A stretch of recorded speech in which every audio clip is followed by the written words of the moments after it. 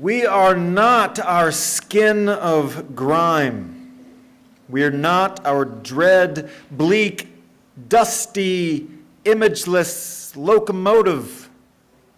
We're all beautiful golden sunflowers inside.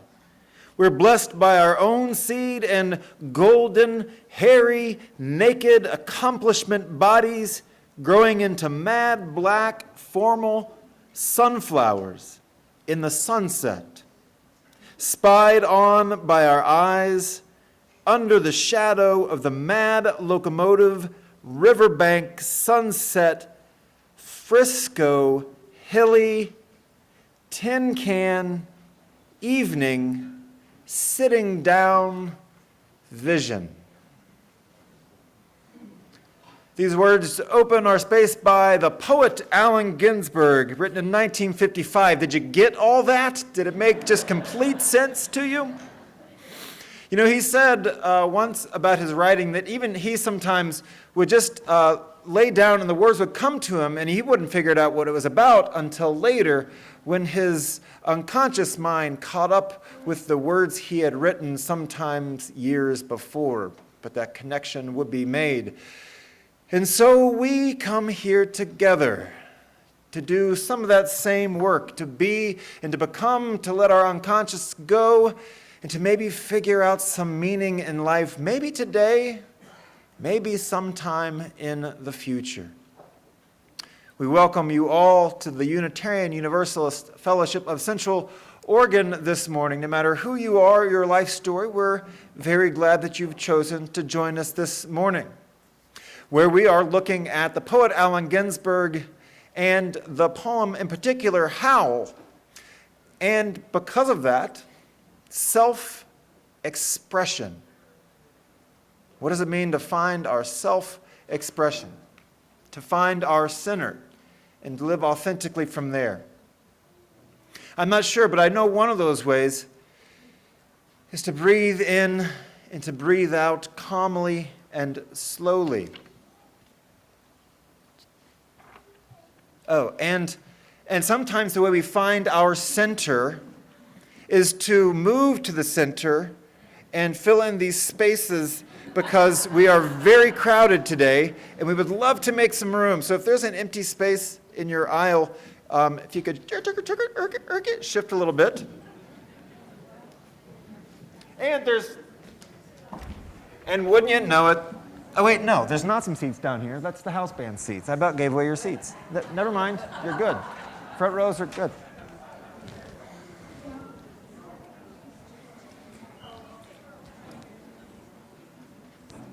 So I invite you to rise as embody your spirit as you'd like, or you can remain seated. It's a meditative song, but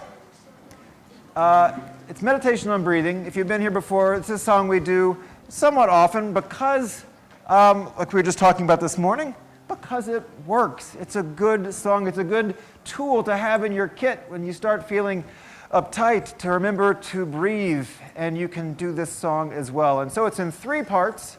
The first is just a drone.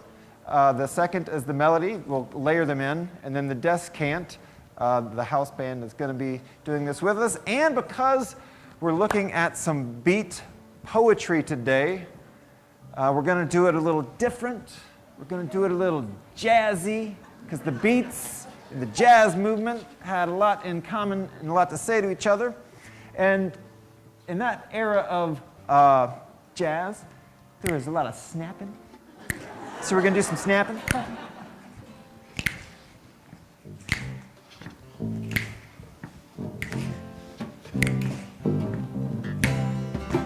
And we're going to sing the words a little more staccato, a little more divided up so they feel a little more funky and jazzy than we usually do. Breathe in, breathe out, breathe in, breathe out, breathe in, breathe out, breathe in, breathe out. When I breathe in, I breathe in peace. When I breathe out, I breathe out love. When I breathe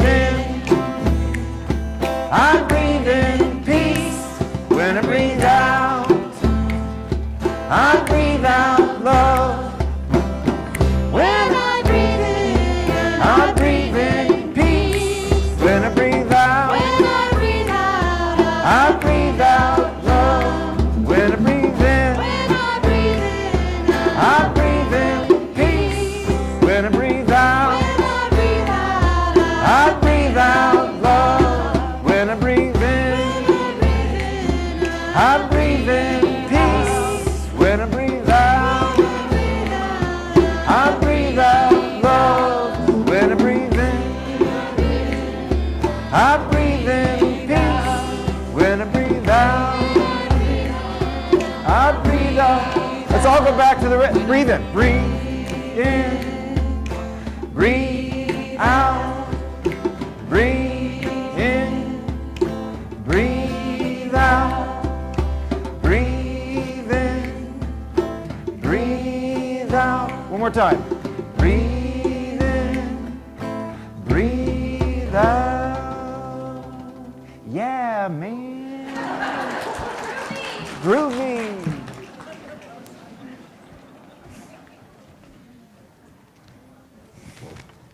Hey. Oh. Hey. What's that? Is it our turn? Yeah, come on. And you were, did I hear that right? That you hung out at the City Lights bookstore? Oh. Might need the stool. I was just asking Maggie, did I hear right that you might have hung out with some beats at the City Lights bookstore in San Francisco? She said, yeah, maybe. Actually, it's real appropriate that Shayla asked me to do this reading this morning. I was a wannabe beatnik in 1957 in Haight-Ashbury. I lived across the bay in Richmond and spent a lot of time hanging out outside the jazz bars and inside the coffee clubs. But anyway, happy to be here. Blessed is the fire that burns deep in the soul. It is the flame of the human spirit touched into being by the mystery of life. It is a fire of reason, the fire of compassion, the fire of community, the fire of justice, and the fire of faith. It is the fire of love burning deep in the human heart, the divine glow in every life. Thank you.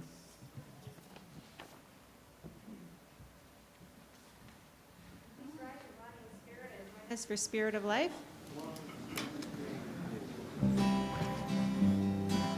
Spirit of life, come unto me. Sing in my heart all the stirrings of compassion. Blow in the wind, rise in the sea.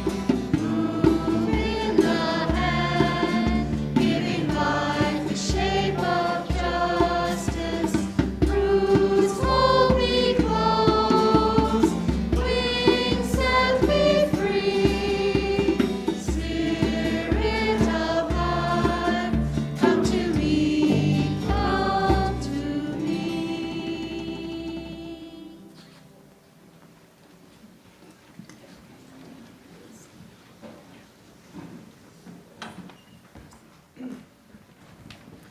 Good morning.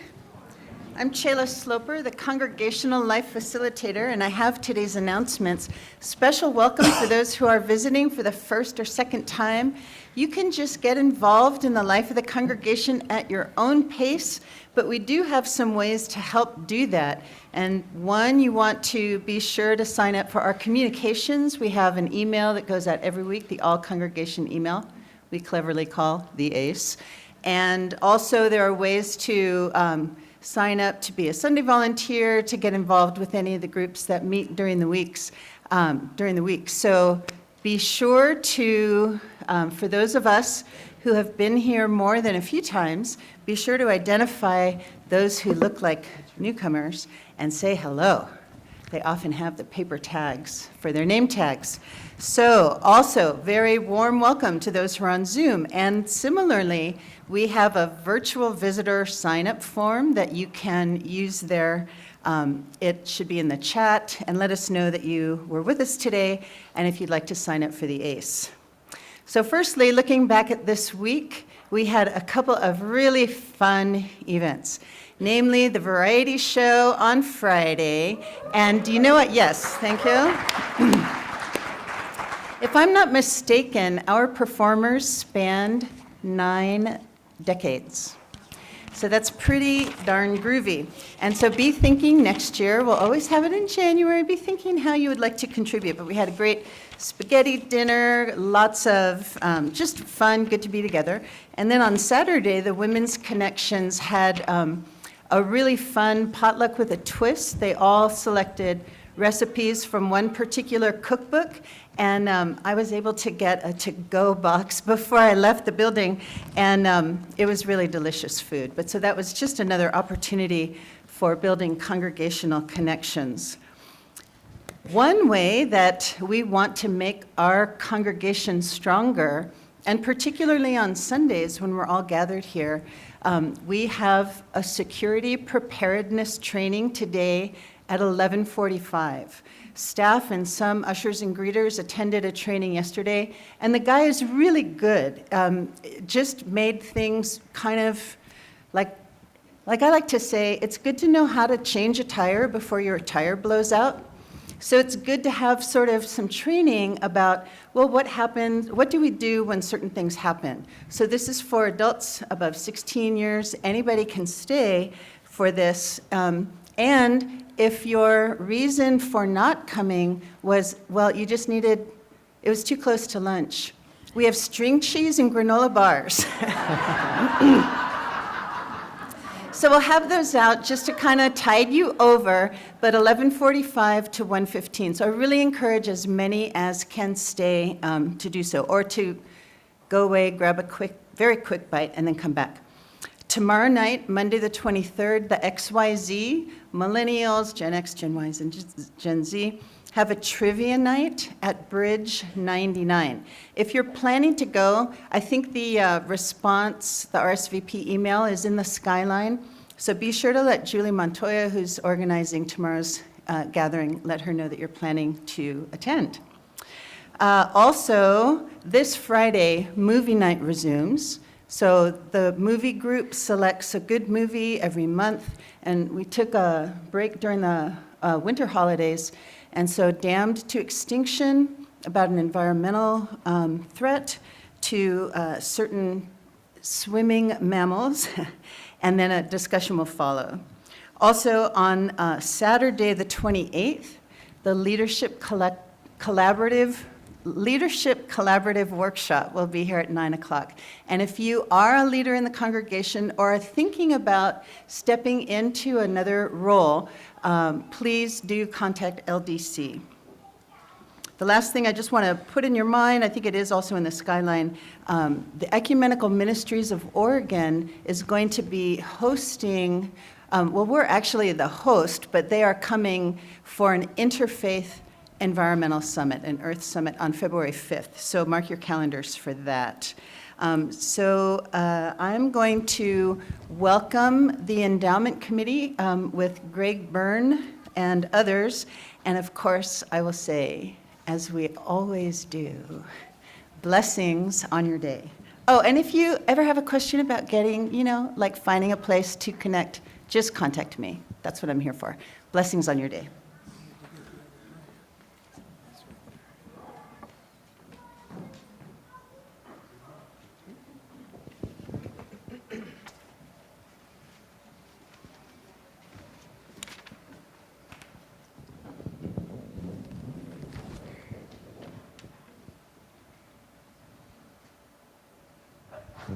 Is he going to say anything? I don't know. Awkward. Maybe we should give him a nudge. Give him a nudge.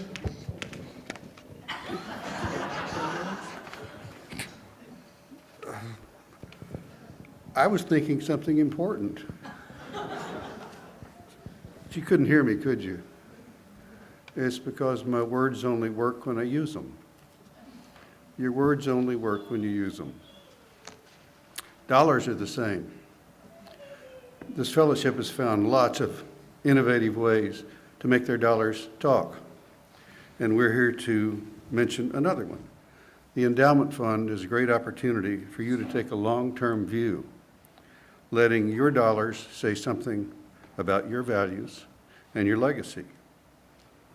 Often people will use their wills and trusts to make this kind of statement. Now, we don't want you to die. No. And remember UUFCO in your estate. Yes.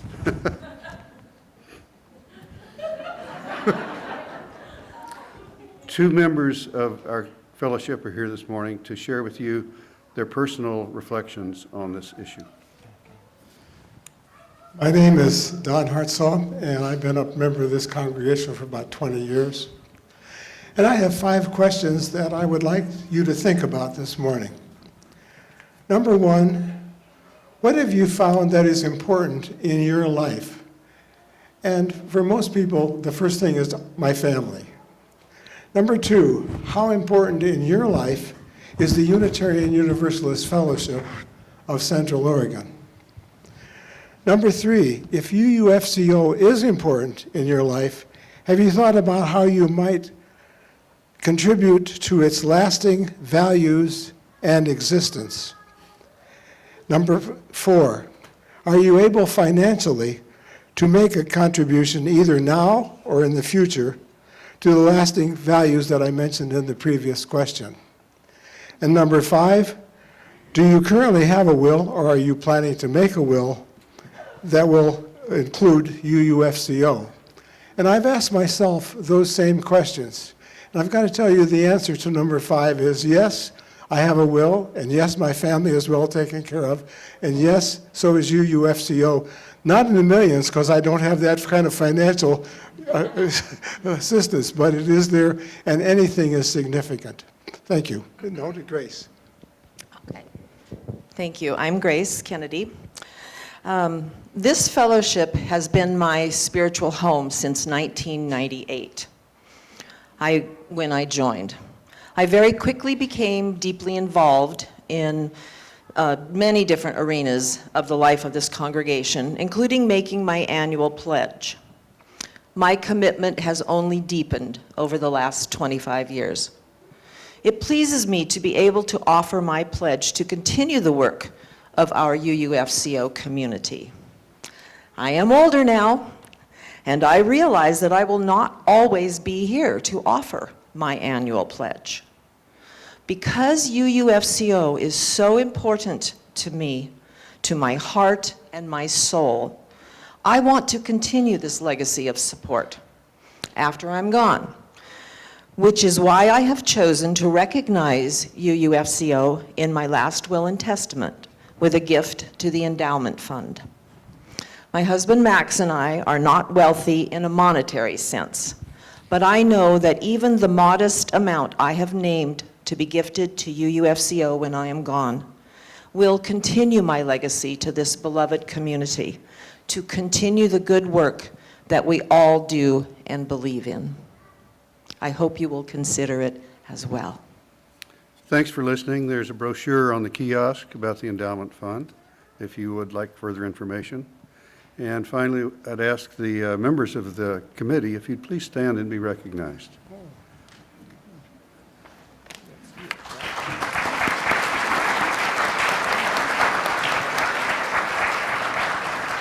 And if you'd like to be a member of the committee, please stand and be recognized.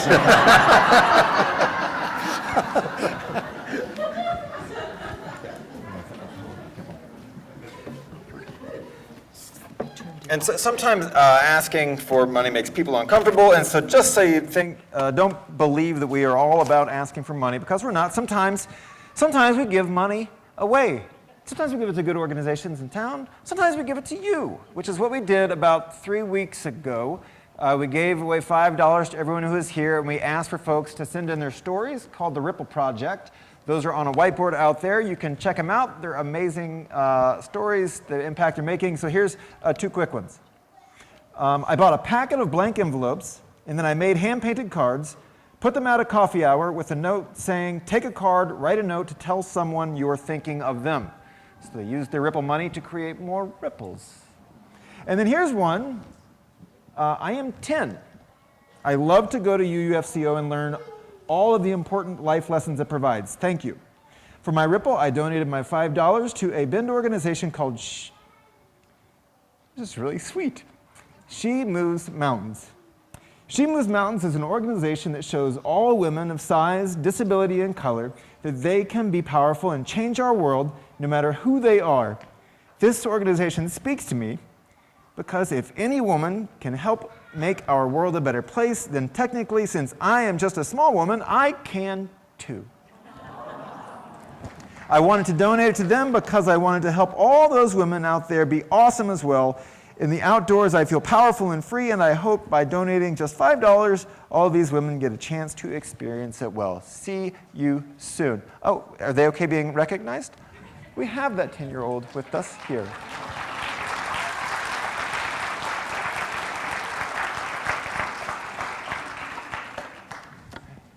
And I'll invite our young folks down, ages 10 and above or below, for our Time for All Ages.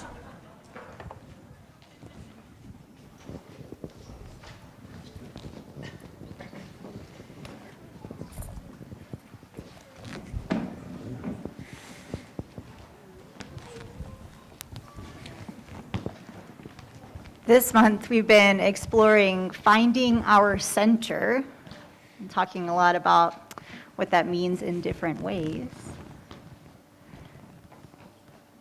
And as our friends are still coming down, maybe just take a moment to think about where your center is in your body. Where do you feel like your center is?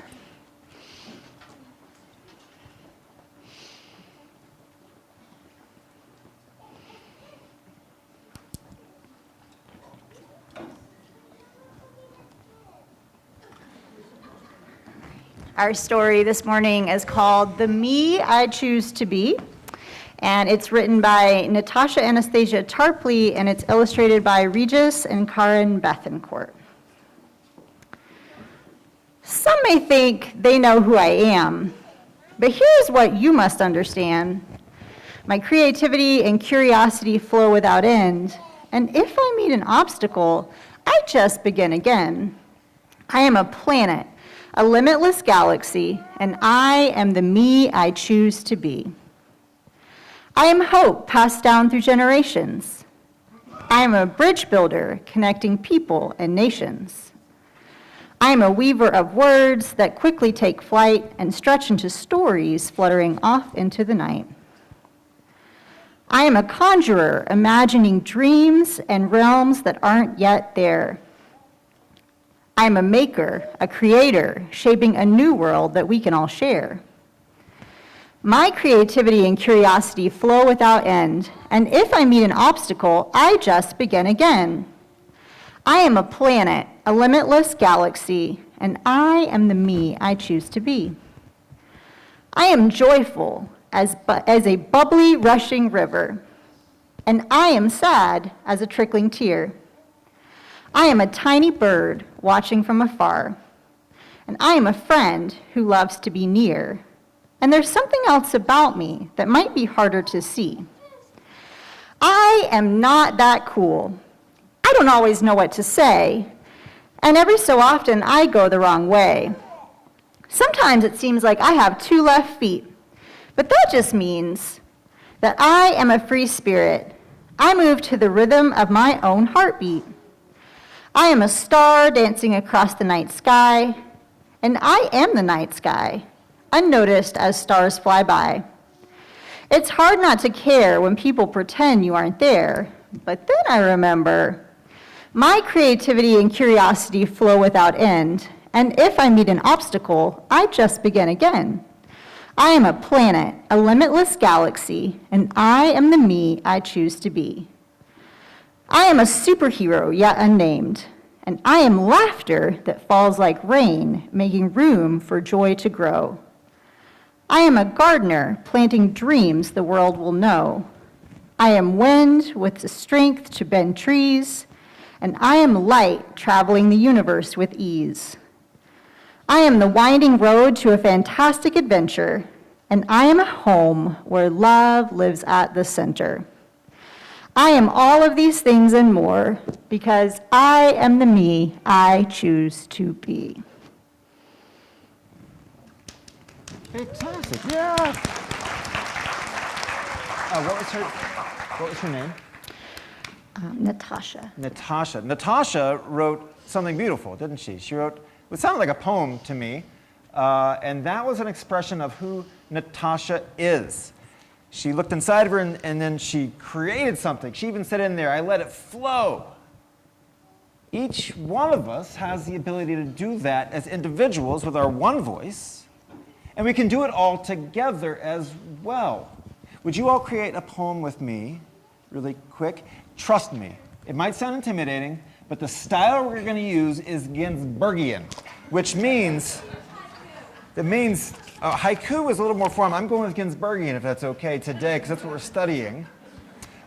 So the way we do this is you just either look around the room, or you think up of what's going on in your mind right now, and you just say it out loud to me. Can we do that? Do we think? Okay. Just whatever comes to your mind. Cats in the galaxy. Hats in the galaxy. No, cats. Cats, okay. Galaxy with wings. Okay. Who else? I love coffee. Okay. What else we have here? What else? Love. Okay. Any word or sentence you want to say? Beauty. Ooh, orange. Okay. Anything else? Endless beauty. Okay. Any words down here? You can think of any one word and just shout it out. Dogs in the dimension. Nice. Dimension? Okay. 4D. Okay, big finish, big finish. 4D. What is it? T-Rex. T-Rex, okay. All right. I guess it is. I bring to you the poetry of our children and youth. This is what they are expressing this morning. It might change this afternoon. Prepare yourselves, it is lovely. Cats in the galaxy with wings. Coffee, love, beauty, orange, endless, dogs in the dimension. Just the dog, T-Rex.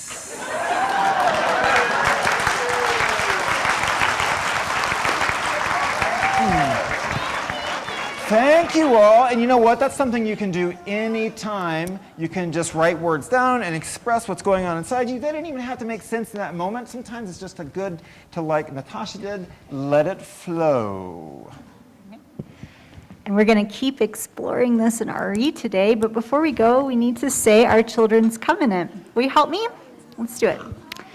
In this place, I am kind. In this place, I am loving. In this place, I am a friend to the earth and all animals and people. In this place, I am loved.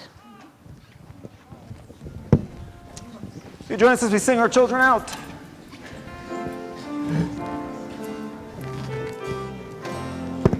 As you go, may joy surround you. As you go, go in peace. Know our love is with you always. As you go, as you go, as you go, may joy surround you. As you go, go in peace. Know our love is with you always. As you go, as you go, as you go, may joy surround you. As you go, go in peace. Know our love is with you always. As you go, as you go.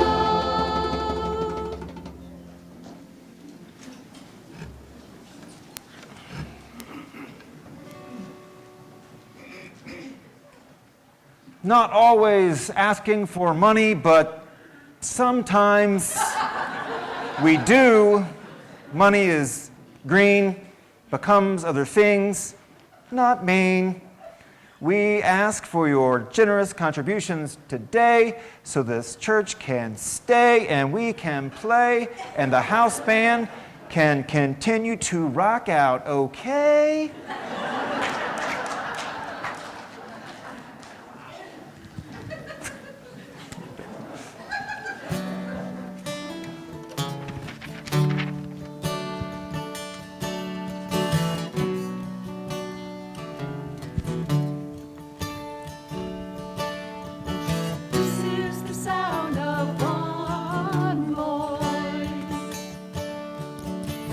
One spirit, one voice, the sound of one who makes a choice.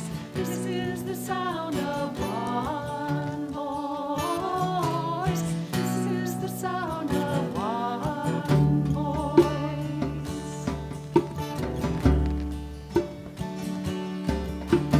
This is the sound of voices.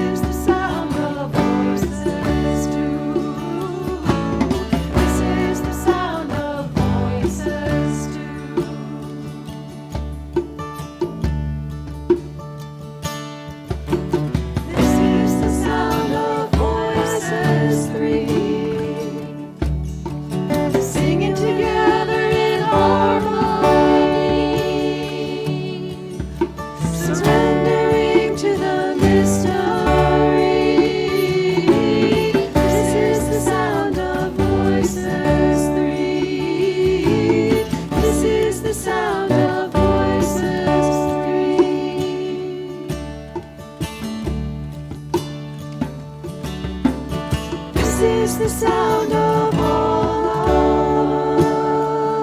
us, singing with love and the will to trust. Leave the rest behind, it will turn to dust. This is the sound of all of us. This is the sound of all of us. Ooh.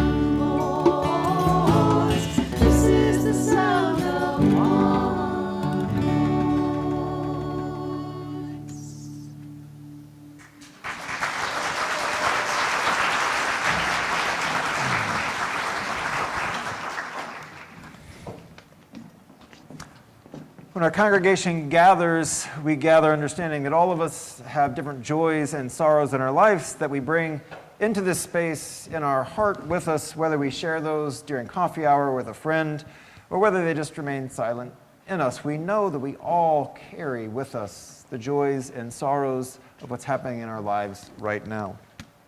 One of the ways that we do share these together is through our written joys and sorrows that we read aloud. Those are outside on the kiosk and a music stand. And as I'm reading these aloud, if there is a joy or sorrow in your heart that you'd like to light a candle for, please feel free to do so. Those are on the sides of the sanctuary. So Nancy Stevens, member of our house band, writes, "My joy is that after 3 years of waiting patiently, I am finally going to Norway to ski race for the Ski for Light cross-country ski organization in March." Yes.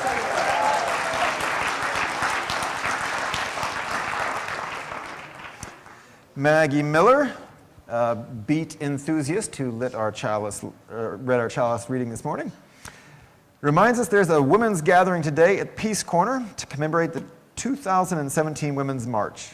It's from 1 to 3. I think this comes under a joy. That's what you do when you're sneaking an announcement into the joys and sorrows. You justify it. Erica and Stevie Irvin reminds the flowers on our chalice table today are given in memory of Stevie's grandmother, Sue Irvin, whose birthday is this Wednesday. Joan Landsberg shares the joy that my daughter, Karen, came in for a visit from her home in Olympia, Washington. From Olympia, Washington to Bend, Oregon, she came via Maine, D.C., the Czech Republic, Florida, Texas, and California. She's not a direct line traveler, it sounds like, Joan. She's now home again in Olympia, and she had a lot to share about her travels, I bet. This one is just shared in general from a concerned congregant. Please say a short prayer. Whenever convenient, pray that those suffering from addictions find the courage to seek help and kick the habit. Pray that the loved ones of those addicted find support and refuge to help them cope, and encourage those loved ones that have an addiction to find help. Is that from Zoom? All right. No. Oh. Oh. Our baskets were not passed during the offering. I can only assume it's because the house band was enthralling, and the usher said, "No, we don't want to be distracted. We want to watch this performance."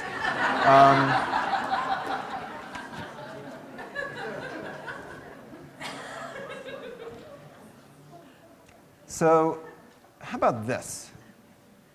Just come down past the baskets. They'll just do that. I was going to put them in the back, but yeah, come on down. I'll pray real slow later.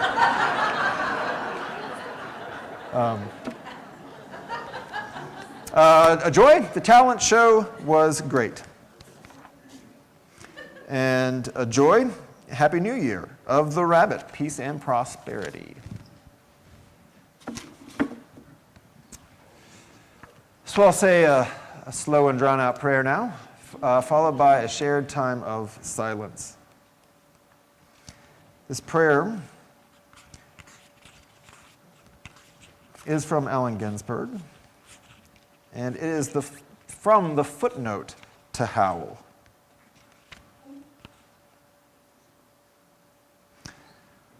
Holy time and eternity holy.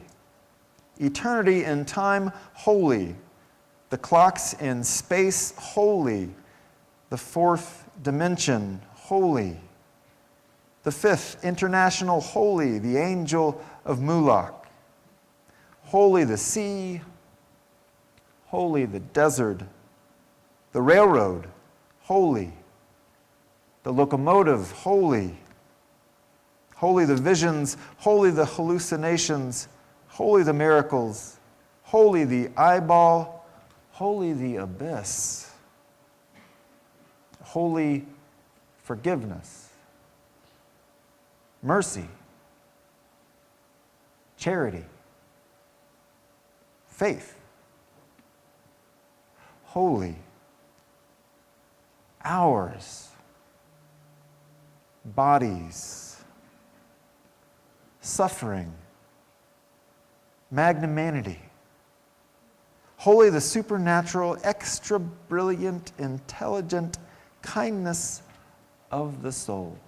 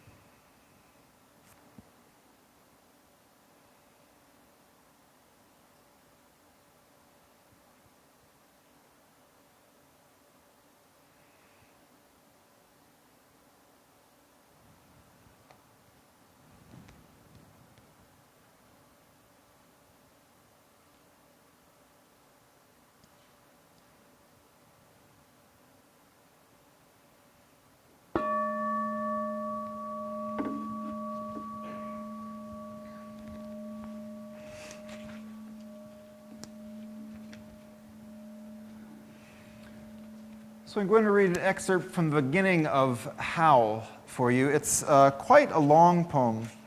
I'm just curious, how many people have read Howl? Quite a few people. But how many people have heard of Howl by Allen Ginsberg? A lot of people. Okay. So I had to figure out if I was going to censor this for you or not. He doesn't always write in the cleanest of language that was fit to print back in the mid-50s. And since one of the things we're talking about today will be that idea of self-expression and censorship and vulgarity and what is vulgar to who, it seemed inappropriate to completely revise Allen Ginsberg's poem. Most of our kids have gone. If you find yourself with sensitive ears, I'm talking about male chickens and roosters and sports athletic round spheres at that part. If you need, it's poetry, so you can interpret it however you want.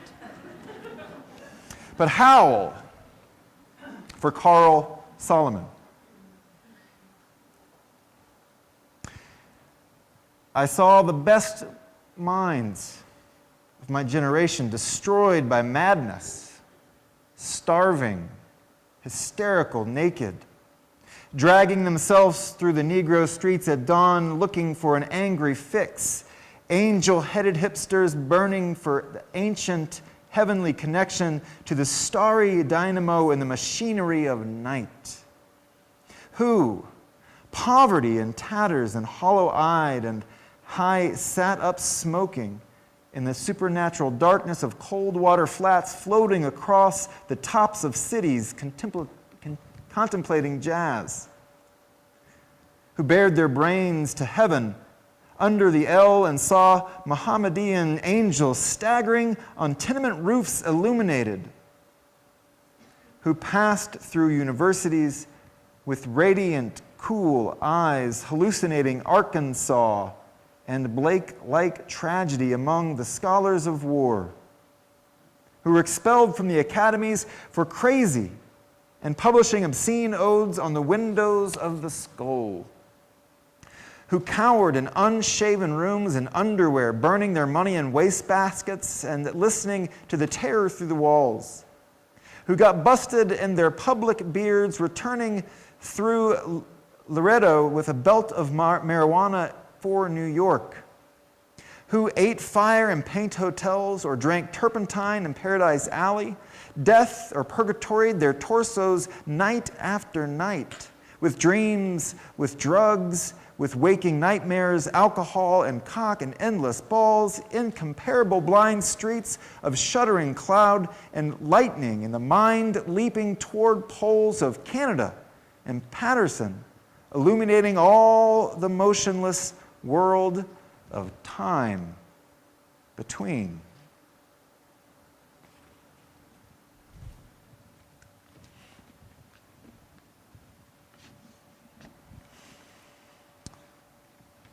I can only imagine what it was like in that poets' gathering when Ginsberg first read this poem.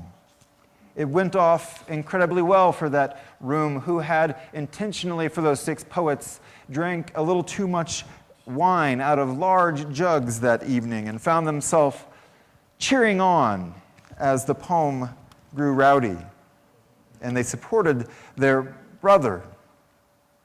Allen Ginsberg was the poet laureate of the Beat generation. Ginsberg's most famous poem, Howl, defined the era for many who came back from World War II and struggled to find themselves a place in the American landscape. It was first performed at Six Gallery in San Francisco on October 7th in 1955, and was then later published in 1956 by City Light Books in San Francisco. There was a lot going on and bubbling up in San Francisco in those days. Talked to Maggie Miller after the service to find out more.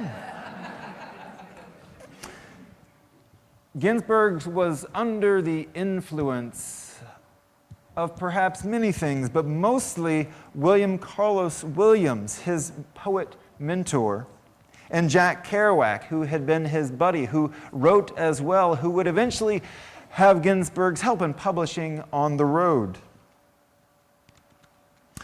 Ginsberg, more than anything, attempted to speak with his own voice spontaneously, which he did. It's a lament, a cry, a proclamation, a resistance, all in one. It's a free-floating, holy mantra calling to the inner gods to exercise themselves through the luscious degradation and freedom of sex, love, and life through an orgiastic, fountain-climbing expression. Perhaps I have been reading too much Ginsberg this week.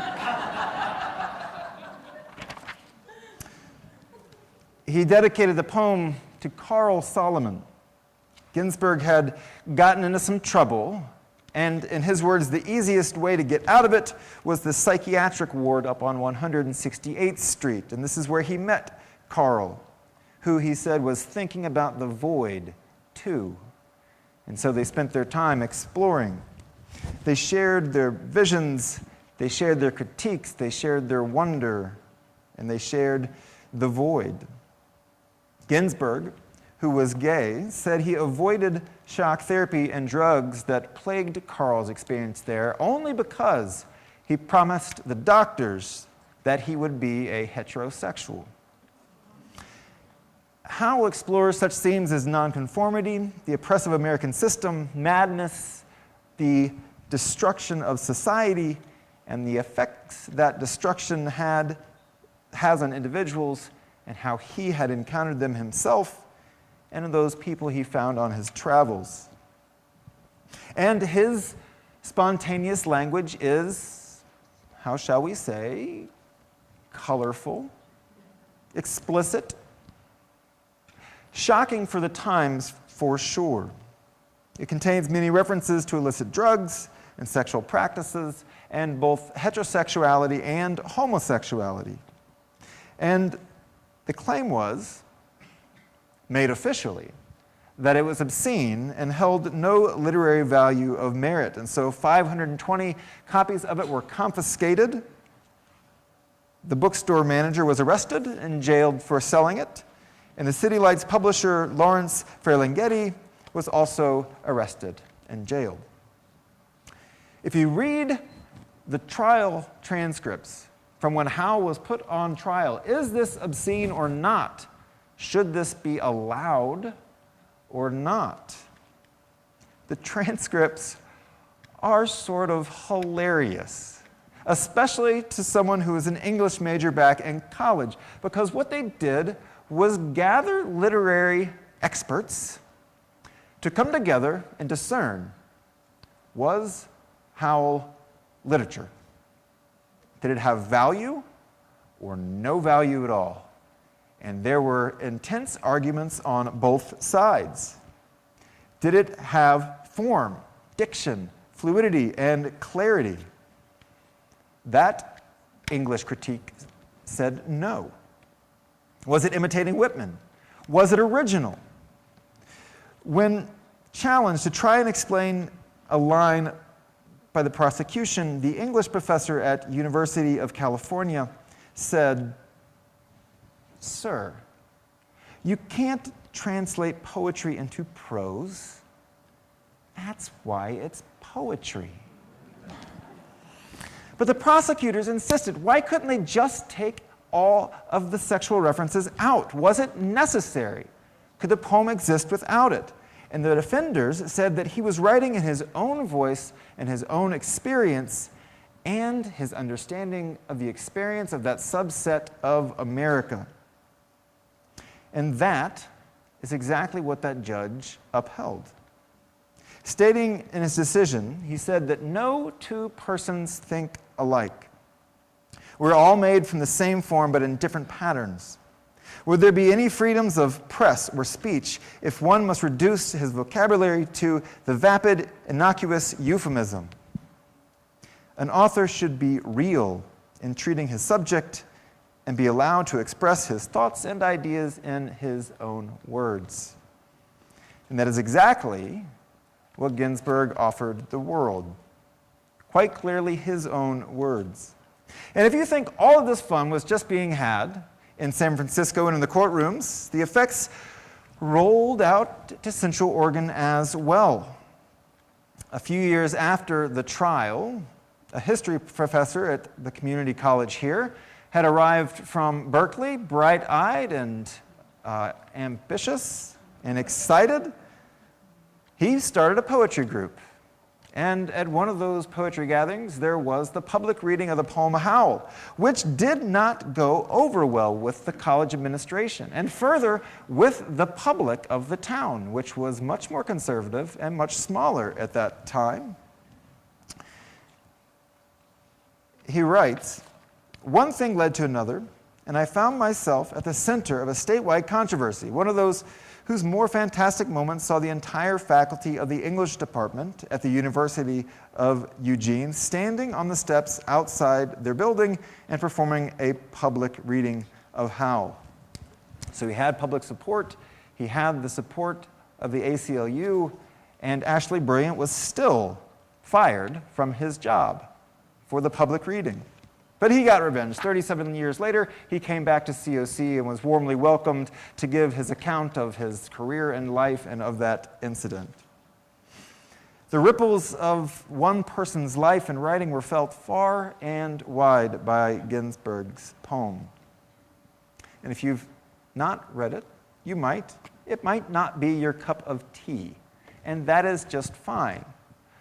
What we are saying here today is that it is his cup of tea, and in fact, he poured his own cup of tea, steeped it in himself, and served it to those who cared to drink it in the world around him.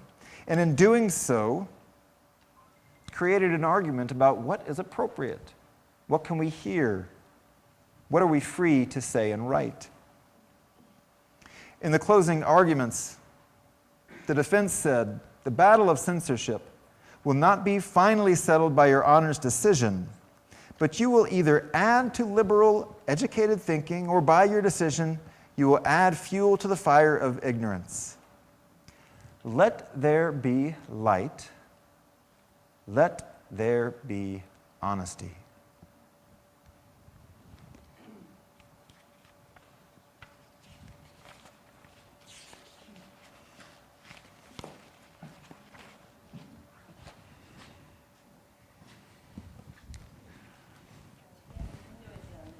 A concept of Atma, and it speaks to some of the language used by Ginsberg. We're not the grime on our soul is all light, and this song speaks to that.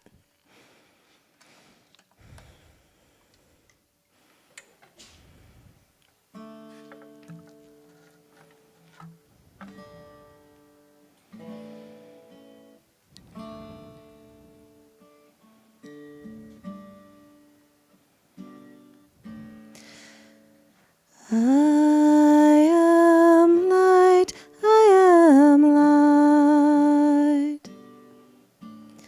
I am light, I am light. I am light, I am light. I am light, I am light. I am not the things my family did. I am not the voices in my head. I am not the pieces of the brokenness inside. I am light. I am light. I am light. I am light. I am light. I am light. I am light. I am light.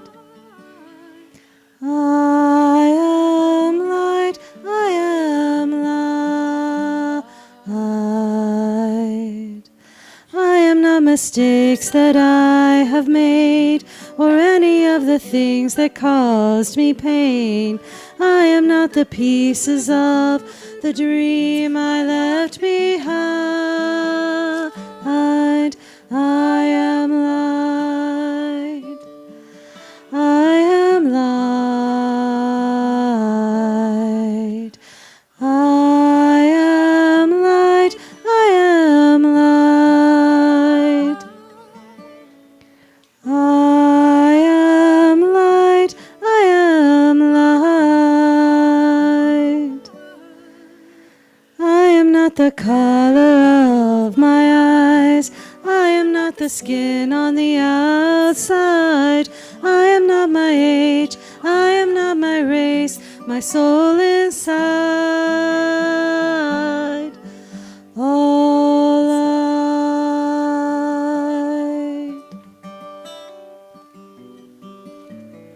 I am light. I am light. I am light. I am light. I am divinity defined. I am God on the inside. I am a star, a piece of it all.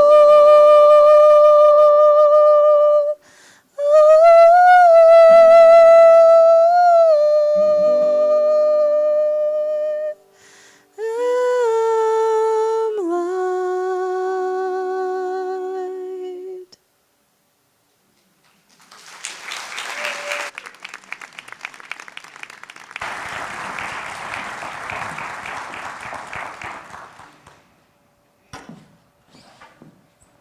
Before the author of that song could get to the list of things that they were, they had to negate a lot of other things that they were not. And Allen Ginsberg had to do the same thing. And he applied this to his writing as well. And in case you're new, we generally go to 11:10 to 11:15. That's the sweet spot. So if you're wondering, like, why is he starting to talk again? That's why. Generally, people don't get anxious till 11:15. That's the hard cutoff, and then we go, Ginsberg wrote in his own words, the problem when it comes to literature is this. There are many writers who have preconceived ideas about what literature is supposed to be, but their ideas seem to preclude everything that makes them the most interesting in casual conversation. Their faggishness, their solitude, their neuroses, their goofiness, their campiness, or even their masculinity at times. They think that they're going to write something that sounds like someone else that they've read before, instead of sounds like them or comes from their own life. I am sure you've had this experience where you find yourself imitating life, someone else's life, the media's projection of what life should be, what the advertisers want you to buy and tell you how your life will be fulfilled, what your family system of origin has told you you should fit into. There are so many prescriptions that are not our own center, that we are told what life should be. So Ginsberg continues. The question is, what happens when you make a distinction between what you tell your friends and what you tell your muse? The trick is to break down that distinction, to approach the muse as frankly as you would talk to yourself or your friends. The ability to commit to writing, to write the same way you are. And so we could say to live the same way that we are. This is what Ginsberg did. This is what he sought to capture: honesty, truth. His honesty, his truth. Understanding that in doing so, he could touch other people. He showed himself vulnerable and charming and offensive and true. He said of Howl in the beginning, "My fear was what my dad would think. I assumed it wouldn't be published, so I could write whatever I wanted to in there." Right? And so that's how he accessed that truth, by thinking, that his dad wouldn't read it, that it was just for him, between him and his muse. And so I often wonder what the songs we would sing, what the things we would say would be if we didn't have the fear of who would hear them, the things we might be, the people we might become. What would you write if no one could read it? What would you say if no one was there to hear it, but it was your truth to tell the world? Who would you be? And this is the most fascinating thing I came across. Even though a lot of the protest about Howl was about the references to homosexuality, the poem wasn't about homosexuality, though that's all some people heard. He said the poem is misinterpreted as a promotion of homosexuality. Actually, it's more like a promotion of frankness about any subject. If you're a foot fetishist, you're right about feet. If you're a stock market freak, you can write about the rising sales curve in the Standard Oil chart. When a few people are frank about homosexuality in public, it breaks the ice. Then people are free to be frank about anything. And that is socially useful. Homosexuality is a condition, and because it alienated me or set me apart from the beginning, it served as a catalyst for self-examination or a detailed realization of my own environment and the reasons why everyone else is different and why I am different. He had his song to sing. And in doing so, by being that open, honest, vulnerable self, that story, those words radiated and rung true and shed light on those who could hear them, those who heard and saw themselves somewhere in the poem. And not to everyone. I get it. Some people hated it, and guess what? That's just fine. You don't have to like this poem. But I suggest we love that he wrote it. We love that he found a true expression of himself because he was different. And he explored that difference, that uniqueness that was Allen Ginsberg. And you are different. The invitation is to explore that and express it into the world and be curious about for whom it reaches. When you find that authentic voice, that one voice, you can add it with other voices, and it can become two voices, like it did with Allen Ginsberg and Carl Solomon. And then you can add a third when Bob Dylan came into the mix. And then many voices all together. The Beat Generation movement. This is what this spiritual life calls us into. To find our authentic voice, to keep exploring for that center of self that is you, that you can then share into the world. We do that work here, together, curious about what that shared voice might be and become in the days in front of us. Amen.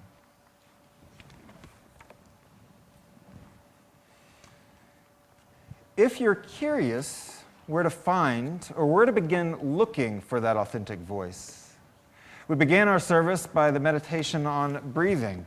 That's a fantastic place to begin looking for that authentic voice. We end our service singing, "Love Will Guide Us," because love is another place, I believe, invites us to find our authentic selves, our authentic voice. Why? Because love is the medium and the work of connection, and connected is who and what we all truly are. Will you please rise in body or spirit as we sing "Love Will Guide Us."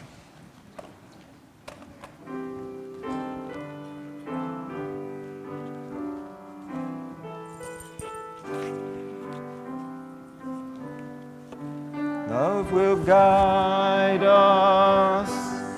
Peace has tried us.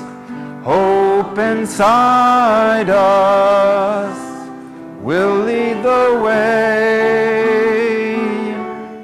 on the road from greed to giving.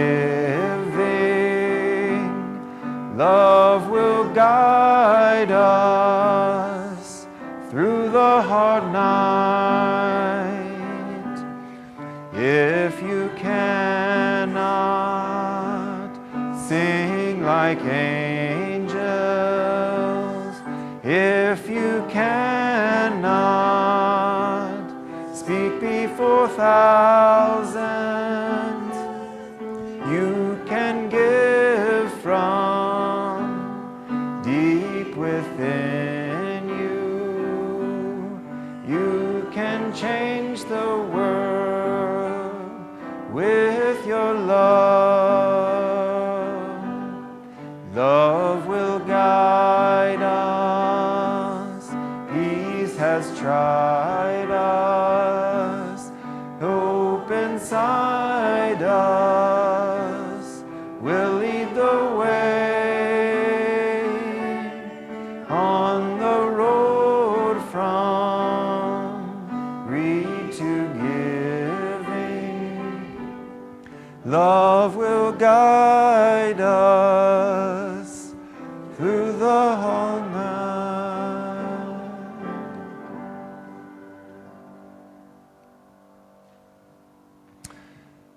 I'll invite us to say together the covenant of this fellowship, the words that we say each week to remind us of who and how we want to be in the world, for ourselves and for that world around us.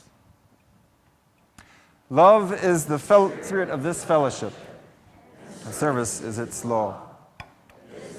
Doing it to dwell together in peace, to seek the truth in love, and to help one another. Again, from the footnote to Howl. Holy, holy, holy, holy, holy, holy, holy, holy, holy, holy, holy, holy. The world is holy. The soul is holy. The skin is holy. The nose is holy.